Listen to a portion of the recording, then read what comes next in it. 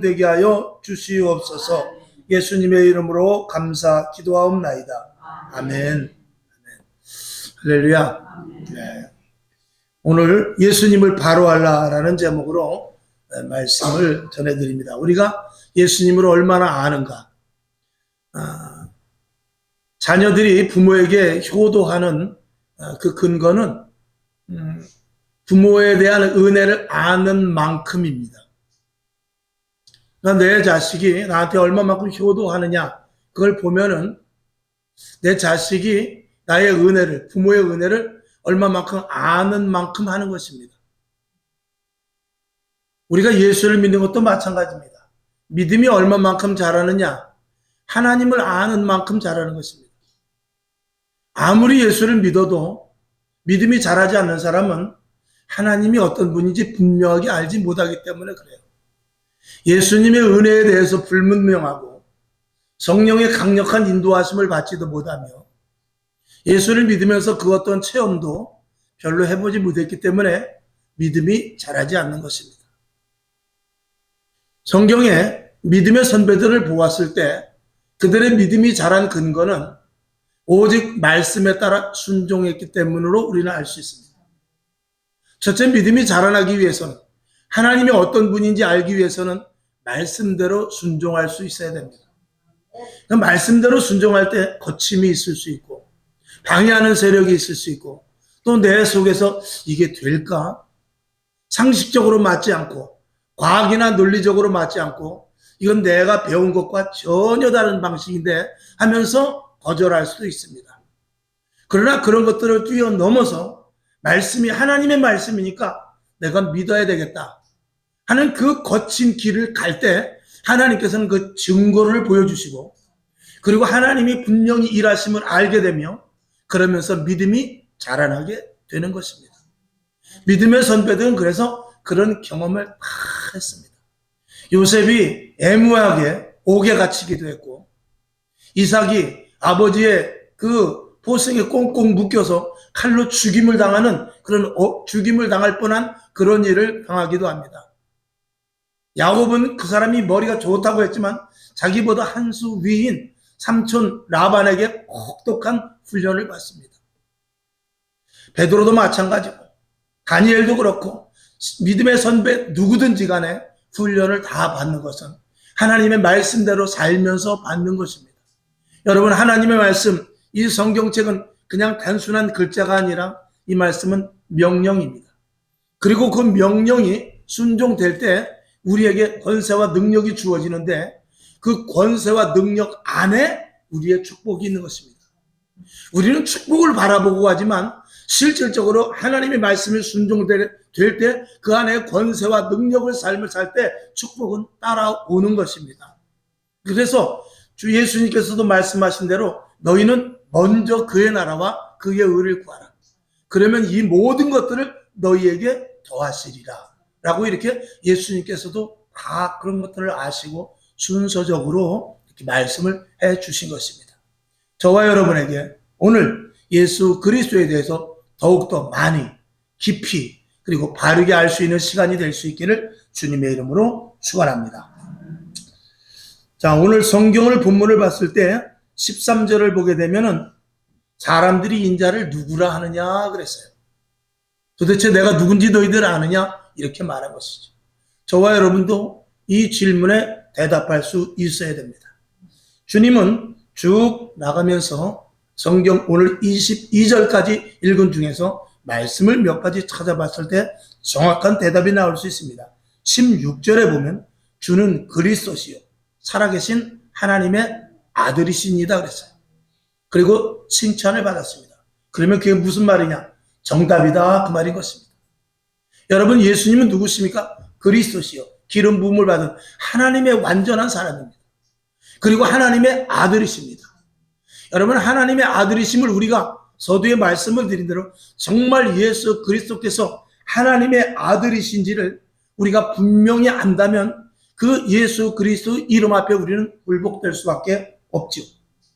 저와 여러분, 하나님의 아들이심에 대한 확고한 믿음을 가지기를 주님의 이름으로 축원합니다. 성경을 한번 보죠. 요한복음 20장 31절을 보겠습니다. 자, 시작.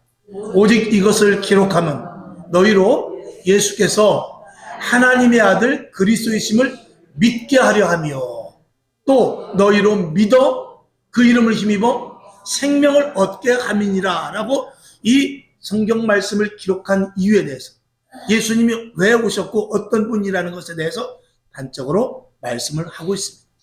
그 다음에 두 번째로는 18절에 가면 또 내가 내게 이르노니 너는 베드로라.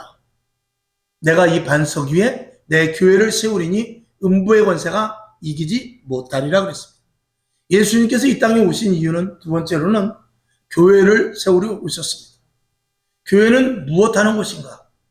여러분은 아마 귀에 못이 박히게 들었을 것입니다.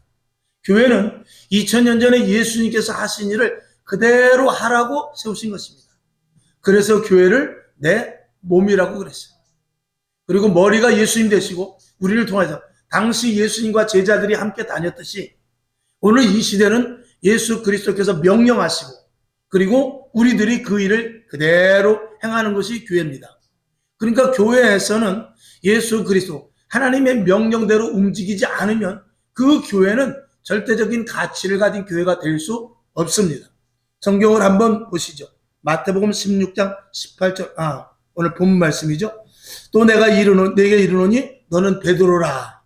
내가 이 반석 위에 내 교회를 세우겠다 했습니다. 내 교회. 이 땅의 모든 교회는 누구의 교회냐? 주님의 교회입니다. 우리는 교회를 요즘은 참 이게 시대가 많이 악해져 가고 혼란스러워져서 교회라고 해서 다 교회냐 하는 이런 말이 우리 믿는 자들만 교회를 찾아다니는 것이 아니라 믿지 않는 사람들도 저 교회는 이상하다. 저 교회는 진짜 같다. 나름대로 평가를 하고 있어요. 여러분, 우리가 이왕에 예배를 드리고 교회를 정해서 교회에 왔을 때는 내가 원하는 교회를 만드는 것이 아니라 하나님이 기뻐하시는 교회를 세워나가야 됩니다. 교회는 다 틀립니다. 조금씩 틀리는 부분이 있어요. 물론 예수님의 몸으로서 교회는 똑같지만 예배 순서가 좀 틀리기도 하고 목사님의 성향이 틀려서 어떤 목사님은 선교합시다. 어떤 목사님은 또 복지합시다. 어떤 목사님은 제자교육을 합시다. 우리 교회 같으면 하나님이 기뻐하시는 교회를 세웁시다. 이런 모토가 다 틀리긴 합니다. 예배 순서도 어떤 교회는 먼저 광고까지 다 하고 나중에 설교하는 교회도 있습니다. 이런 부분들은 다를 수 있습니다. 그런 것들을 뜯어 고치려고 하면 그건 안 됩니다. 그거는 우리 교회에서는 왜 광고 먼저 오고 설교했는데 왜 이 교회는 이렇습니다 하고 만약에 교회를 떠나간다. 그런 것은 안 됩니다.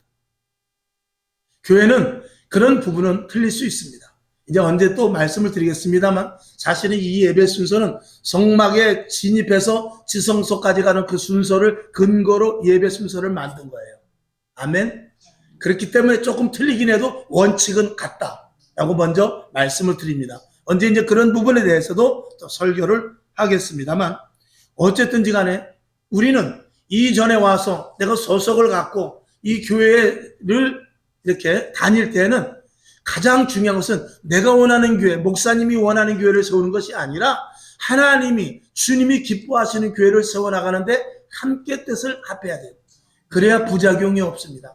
사도행전 20장 28절에 보면은 이 교회 감독으로 성령님을 보내주셨다고 해요.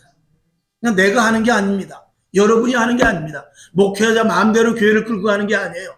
장로교라고 해서 장로 마음대로 끌고 가는 것이 아니고 감리교라고 해서 감독 마음대로 끌고 가는 것이 아니라 누가 끌고 가느냐? 교회는 성령님이 끌고 가는 것입니다. 성령님이 감독이 돼야 돼요. 그러니까 그 우스갯소리로 그런 말도 있지 않습니까? 운동 경기를 하는데 반드시 누가 있어야 되느냐? 심판이 있어야 되고 감독이 있어야 됩니다. 심판이 없으면 어떻게 되죠? 우리가 흔히 하는 말로 그런 말 하잖아요. 저 사람 참 심판 없는 사람이네. 그런 말 하지 않습니까? 심판 없는 사람은 어떻게 해요? 어떤 게 옳은지 어떤 게 그런지 자기 마음대로 하는 사람이 심판 없는 사람입니다. 여러분 지금 이 시대에 심판 없는 사람 많습니다. 이번 수요일 날 아주 중요한 말씀을 합니다. 심판 없는 세대에 대해서 말씀을, 개인주의가 팽배한 이 시대에 대해서 아주 중요한 말씀을 이번 수요일 날 말씀을 합니다. 꼭 오셔서 경청하실 수 있기를 바랍니다. 우리는 주님이 기뻐하시는 교회, 하나님이 원하는 교회, 2000년 전에 예수님께서 하셨던 일을 그대로 하는 그 교회를 세우라고 우리를 부르신 것입니다. 그래서 모두를 다 성령의 사람으로 만들어 놓는 것입니다. 아멘. 그 다음에 세 번째로는 21절에 보게 되면은 이때로부터 예수 그리스도께서 자기가 예루살렘에 올라가 장로들과 대제사장들과 서기관들에게 많은 고난을 받고 죽임을 당하고 그랬어요. 여러분, 주보에도 있습니다. 예수 그리스도께서 이 땅에 오신 목적은 우리를 위하여 죽으러 오신 분입니다. 그리고 예수님은 우리들에게 뭐라고 그러냐면 너희들도 제 십자가, 너희들의 십자가를 지라, 그렇게 말하고 있습니다. 우리들의 십자가를 지라는 것은 뭐냐면 예수를 믿고 내 자신을 먼저 죽이라는 것입니다. 내가 죽지 않으면 내 안에서 예수님은 일하시지 않습니다. 내가 죽지 않으면 성령님은 나를 이끌고 가시지 않습니다. 내가 죽지 않으면 이 하나님의 말씀을 절대 순종할 수 없습니다. 이 하나님의 말씀을 순종하는 것은 내 안에 있는 그리스도의 영이 이 말씀을 순종하게 하십니다. 여러분에게 예수를 믿을 때 세례를 받게 한 것은 제일 먼저 여러분을 죽이시기 위한 것입니다. 죽고 나면 편합니다. 죽고 난 이후에는 그 뒤부터는 아무런 책임도 없습니다. 하나님께서 우리를 이끌고 가시기가 아주 수월합니다. 군대를 생각하면 쉽습니다. 군대를 가게 되면 모든 것들을 다 어떻게 초기화시켜버립니다. 그 사람의 지식, 그 사람의 경험, 그 사람의 박사학위 10개 있는 거 군대에서 관계없습니다. 그 사람의 체력이 좋든지 나쁘든지 관계없습니다. 물론 그 자대 배치를 받을 때 조금 영향을 받지만 관계없습니다. 오히려 배우지 않은 사람이 군대 생활하기가 쉽습니다. 배울수록 인권 타령하고, 이거는 몸에 악영향이 가고, 이거는 먹는 데 있어서 병균이 생길 수 있고, 이 땀을 너무 많이 흘리면 탈진이 오고, 이런 것들을 따지는 곳은 군대가 아닙니다. 군대에서는 빨리 내 자신을 초기화시켜서 제로로 만들어 놓고 군대법에 의해서 빨리 적응하는 게 똑똑한 사람입니다.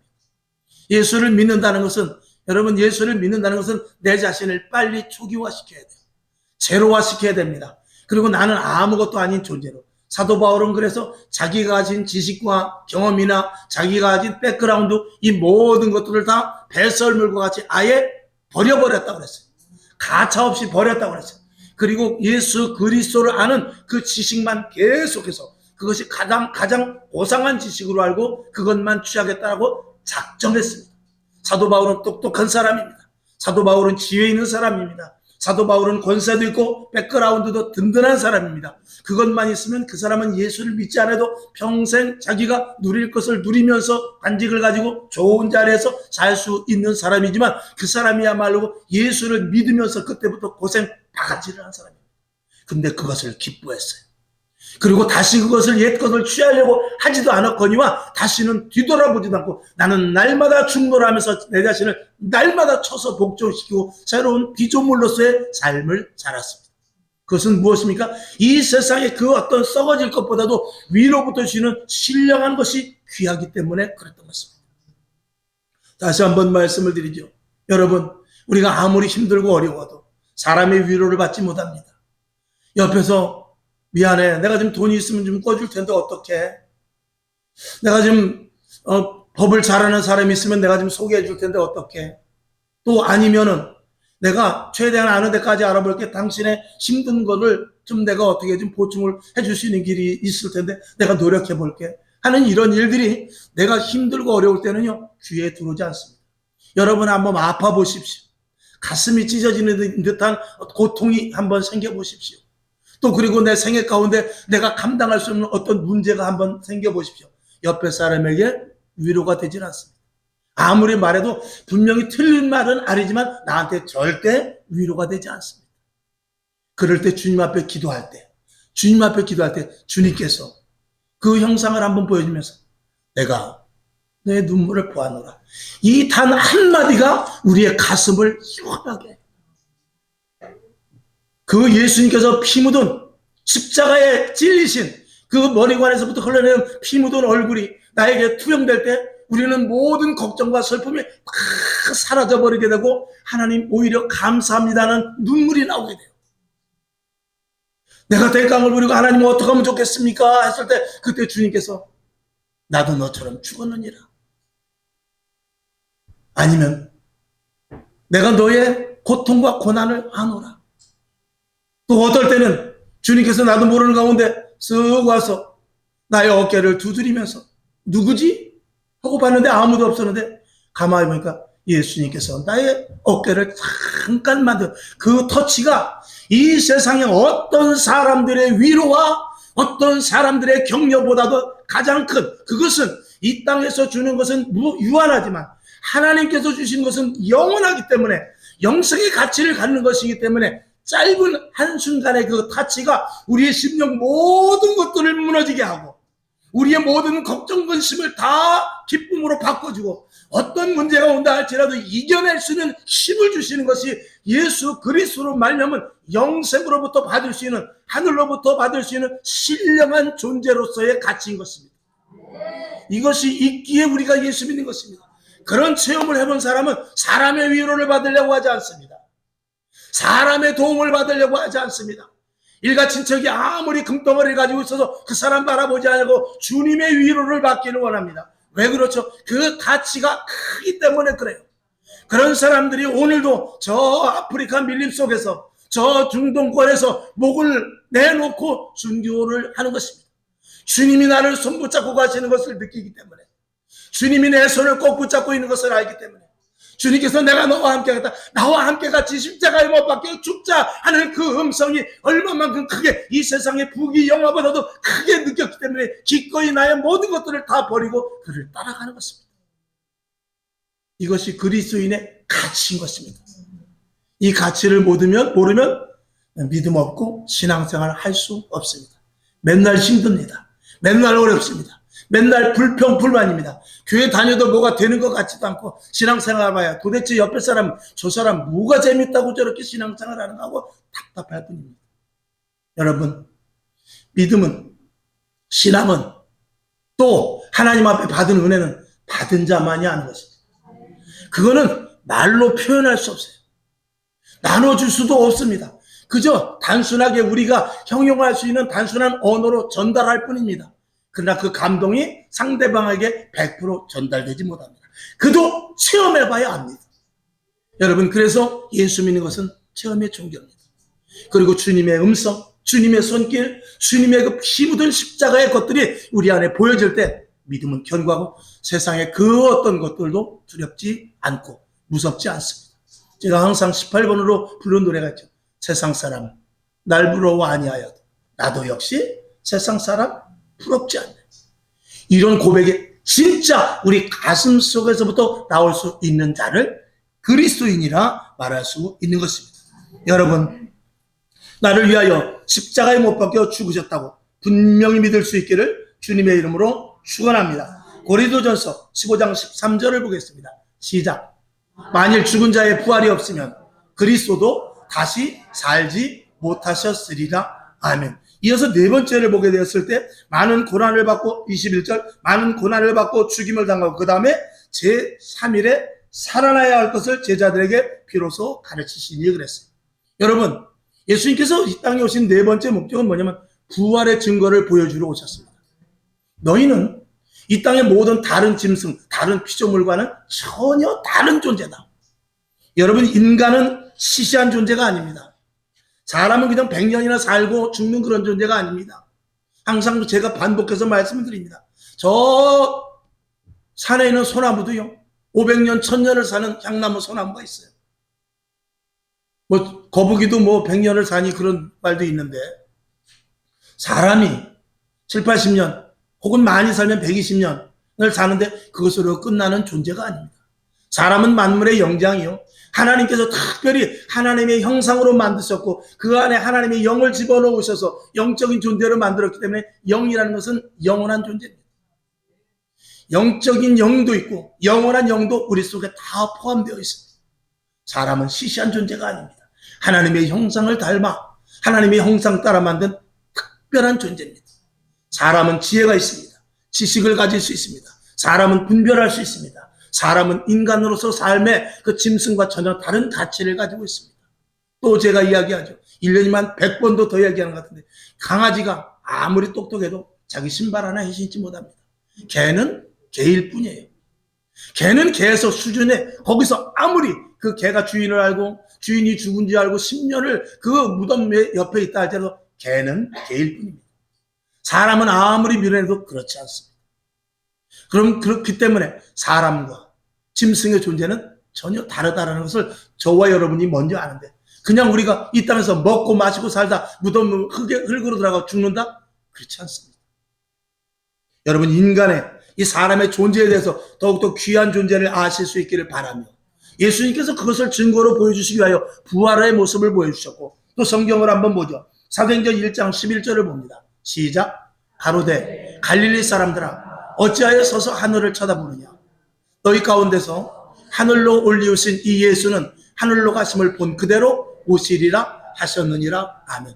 부활의 첫 번째 열매라고 그랬는데 부활하셔서 사람은 영원한 존재라는 것을 먼저 보여주시고 그 다음에 하늘나라로 올라가심으로 말미암아서 영원한 천국이 있다는 것을 증거로 보여주신 것입니다. 만약에 예수님께서 천국 간다 그러고 또 오신다 소리가 없었으면 천국이 있는지 없는지 우리는 모를 수도 있어요. 근데 반드시 주님께서 또 오신다고 그랬어요. 그것은 뭐냐면 어딘가 계시다가 오신다는 건 아니겠습니까? 그러면 그 어딘가는 영원한 천국이 아니겠습니까? 그리고 우리를 그곳으로 인도해 주신다는 거예요. 오늘 이 네 가지가 오늘 성경 본문 마태복음 18장 13절에서부터 22절까지 예수 그리스도께서 이 땅에 오신 분명한 네 가지 목적입니다. 우리는 예수님에 대해서 바로 알아야 됩니다. 첫 번째 하나님에 대해서 바로 알고 예수 그리스도의 은혜에 대해서 바로 알고 성령의 인도하심을 우리가 바로 알아서 이 땅을 살아나가는데 하나님의 자녀다운 가치를 가지고 살지 않으면 안 되는 것입니다. 성경 오늘 본문으로 한번 돌아가 보겠습니다. 마태복음 16장 13절을 다시 보겠습니다. 처음으로 돌아가서.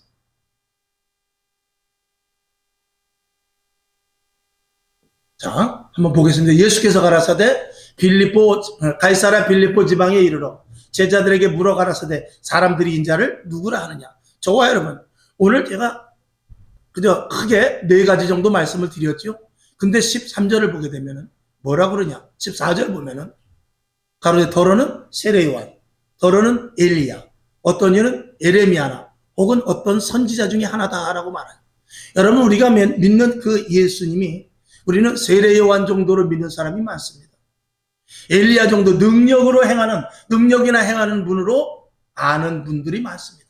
요한복음에 보면은 떡을 주시는 분으로 알고 예수님 만나면 떡 먹는다 하고 떡을 쫓아다니는 사람들이 얼마나 많은지 모릅니다. 예수님은 기적적으로 떡을 나눠주시기도 하지만 그런 분만은 아니라는 걸 알아야 돼요. 에레미야 선지자같이 눈물을 흘려서 그저 우리의 죄를 나름대로 간단하게 담당하시는 것도 그 부분적인 제한적인 예수님이 아니라는 것입니다. 우리는요 선지자 중에 하나와 같이 그저 하나님의 말씀을 그저 대언하는 그런 정도의 분이 아닙니다. 예수님은 우리가 이 십자가를 볼 때 예수 그리스도께서 저 십자가상에서 돌아가셨지만 우리 교회의 십자가는 예수님이 계시지 않습니다. 성당에는 예수님이 계세요. 아직까지 매달려 있습니다. 그것은 예수 그리스도를 제한적으로 아는 것입니다. 예수님께서는 나를 위하여 십자가 죽으셨네. 나를 위하여 죽으셨네.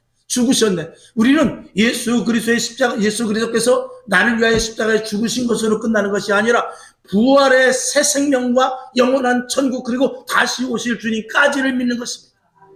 이게 다른 부분이죠. 그래서 기독교의 십자가는 예수님이 매달려 있지를 않습니다. 이제는 우리가 성탄절만 준비하는 것이 아니라 부활절만 준비하는 것이 아니라 이제는 다시 오실 주님을 준비하는 것이 이 교회입니다. 그래서 성경은 우리들에게 뭐라 하냐면 너희는 신부라 그렇게 말하는 거예요. 신부는 무엇입니까? 신랑을 기다리는 자들입니다. 저와 여러분은 천국에 갈 자들입니다. 천국을 기다리는 자들이에요. 그래서 우리는 깨끗하고 정결하고 성결하고 순결하고 정직하고 진실하고 진리의 말씀 안에서 하나님의 말씀대로만 살고 있을 때 주님을 만나야 되는 것입니다. 샛길로 가지 마십시오. 다른 짓 하지 마십시오. 예수 그리스도를 믿는 믿음 안에서만 철저하게 주님 오실 날을 기다리시기를 주님의 이름으로 축원합니다. 여기 젊은 분, 연세 드신 분 계십니다. 그래서 주님이 내 생에 오실까? 그런 걱정하시는 분이 계실지도 몰라요. 주님이 내 생에 오실까 안 오실까가 문제가 아니라 내일 내가 주님 앞에 불려받을지 모른다는 것, 이게 얼마나 중요한지를 생각할 수 있어야 돼요. 여기 계시는 분들 온 순서대로 주님을 만날 수 있을 것 같습니까? 온 순서대로 만나는 것이 아닙니다. 오늘도 귀경길 중에서도 교통사고 나서 많은 사람들이 유명을 달리했어요. 오늘 제삿날이 된 사람들이 너무나 많다 그 말입니다. 그 사람이 나이가 많은 사람만 교통사고 당합니까? 나이 많은 사람만 실족하고 나이 많이 드셔서 돌아가실 때 된 사람만 그 집에만 불이 납니까? 그렇지 않습니다. 우리가 태어날 때는 순서대로 태어났지만 하나님 앞에 갈 때는 여기 저도 내일을 장담할 수 없습니다. 내일 저와 여러분이 저를 못 볼 수도 있는 것이에요. 이건 재수 없는 얘기가 아니라 실제적인 얘기예요. 그렇기 때문에 오늘을 소중히 살아야 돼요. 그렇기 때문에 오늘 주를 위해서 살아야 돼요. 그렇기 때문에 저 멀리 아프리카까지 가서 내 목숨 하나를 초기와 같이 버릴 수 있는 거예요. 그렇기 때문에 오늘도 교회 와서 헌신하고 봉사하며 주를 위하여 기도하고 한 영혼을 위하여 죽어져 가는 영혼을 위하여 전도를 하다가 주님을 만나기 위해서 그 가치를 알기 때문에 그렇게 신앙생활을 하는 거예요. 그렇게 믿는 사람과 그렇지 않게 믿는 사람 하나님이 어떻게 처리하겠습니까? 우리는 예수 믿으러 온 사람들입니다. 여러분 이 자리에서 제가 혼내는 것 같지만 그것이 아니라 여러분이 양약으로 달게 들을 수 있기를 주님의 이름으로 축원합니다.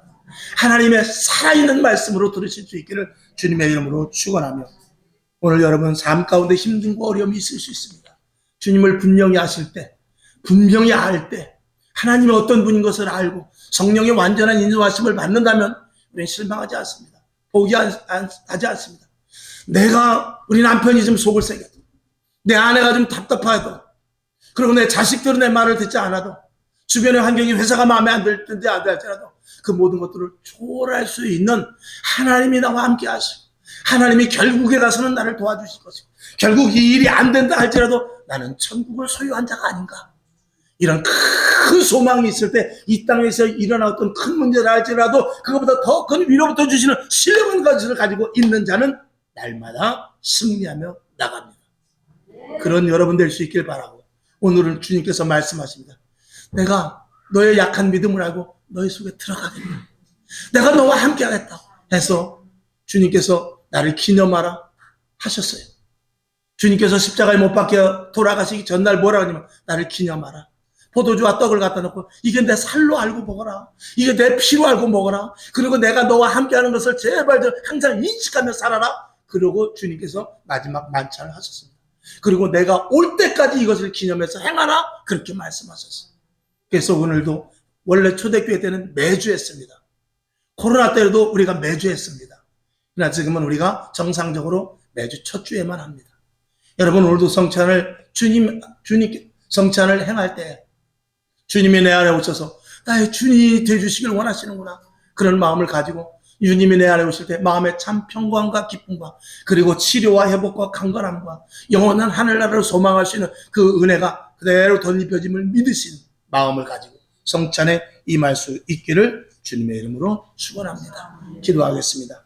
하나님 아버지 우리가 믿는 예수를 자칫 잘못 알고 그저 엘리야와 같이 능력을 행하시는 분이나 병을 고쳐주시는 분이나 그저 예언을 하는 선지자 정도나 그리고 우리의 단순하게 십자가에 못 박혀 죽으시고 끝 이런 것으로 그저 일부분만 아는 그런 믿음이 아닌가를 생각하면서 우리는 예수는 그리스도시요 살아계신 하나님의 아들이시며 교회를 세우실 분이며 교회의 주인이 되시는 분이며 우리를 위하여 십자가에 못 박혀 죽으신 것은 당연하거니와 그리고 부활로 말미암아 영생이 있음을 보여주고 영원한 천국까지 소개하신 분이 예수님이십니다. 그 예수님을 우리가 분명히 알아 신앙생활 당당하게 하고 세상에 나가서 위축되지 않게 하시고 그리스도의 자녀로서 예수 그리스도의 복음을 증거하는 믿음의 자녀들 되게 하여 주옵시고 오늘도 성찬을 통하여 더욱더 믿음과 신앙에 견고하고 든든하게 하시고 말씀을 순종함으로 말미암아 권세와 능력과 기적과 표적이 나타나 살아계신 아버지 하나님을 증거할 수 있는 저희들 되게 하여 주시옵소서. 살아계신 예수님의 이름으로 간절히 축복하며 기도하옵나이다. 아멘.